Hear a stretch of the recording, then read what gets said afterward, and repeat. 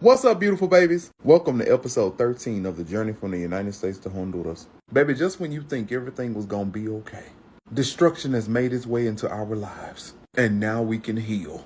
Until a week and a half later, Hurricane Ida's old trifling twin sister decided that she wanted to make landfall as well. At this point, we just tired, but I had to act fast.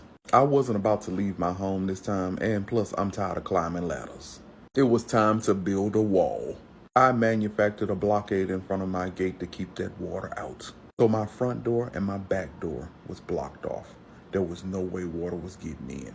I was safe. But of course, at that time, my dumb ass didn't even think. The water actually comes up through the pipes too. So even though they turn the water off through the actual city, the water that's already in there still has to go somewhere. So as I'm standing out front watching the water pass me by, the water's coming up through the bathroom. Luckily, I was able to get to it in time before it flooded the whole house. You see, the water was actually coming up through the shower drainage. So I plugged the hole up with as much as I could, and I placed cement blocks on top of it. A temporary fix for a safe solution. And of course, all this had to happen at night once again. But thank God I was in my own home, and I was dry. I sat calmly in my bed as the eye of the hurricane passed over. I quietly prayed that the hurricane would not tear the roof off. The only thing I could do was sit there in the darkness of the night. No power in the home. The only light that I had was from my cell phone. The house began to shake. I could hear the howls of the wind, making me more and more nervous.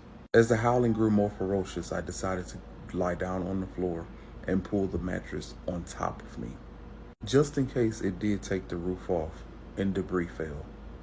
Being from Texas, I've been through hurricanes before, but nothing like this. Hours later, as the hurricane eye passes over, a subtle calmness takes over.